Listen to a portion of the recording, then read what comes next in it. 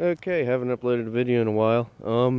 This is just a small, very small update. It's mainly for exhaust noise on the Firebird. I'm pretty proud of it.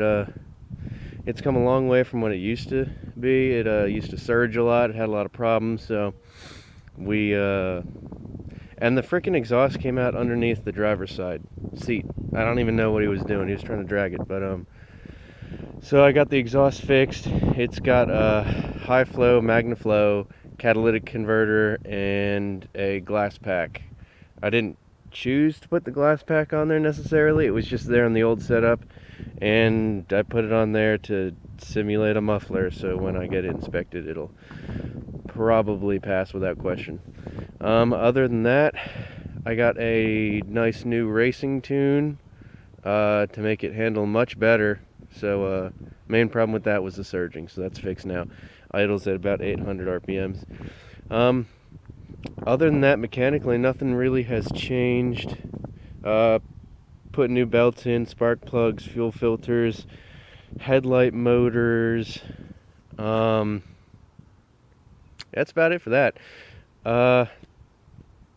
So I put a couple cosmetic things on. I changed the front plate to something a little better, not cracked and beat up. We got these fake hood pins. You know, you say what you want to say about it.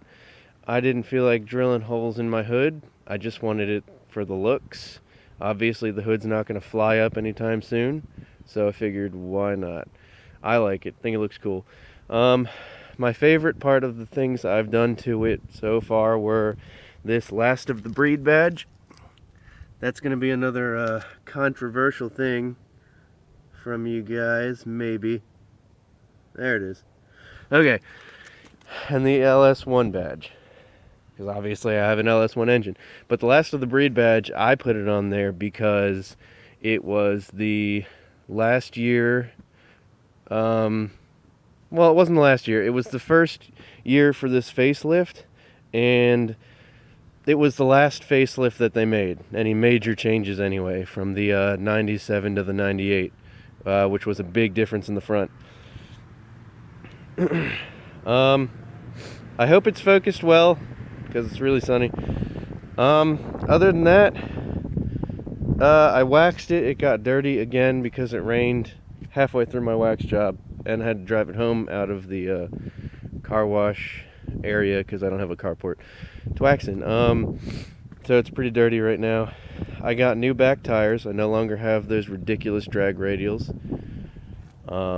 Not going to kill myself driving. I got the nice tailpipes, the dual, and they're 3-inch tailpipes, stainless steel, and it's a 2.5-inch exhaust system. So it's looking pretty good. It does need front blinkers, and I do plan on putting HIDs in the front and all that jazz and whatnot. Car's coming along good. I got a dash mat to cover up the cracks. Makes it look a little better, I guess. Can't really see it yet. There we go. Dash mat. It hasn't settled in quite yet.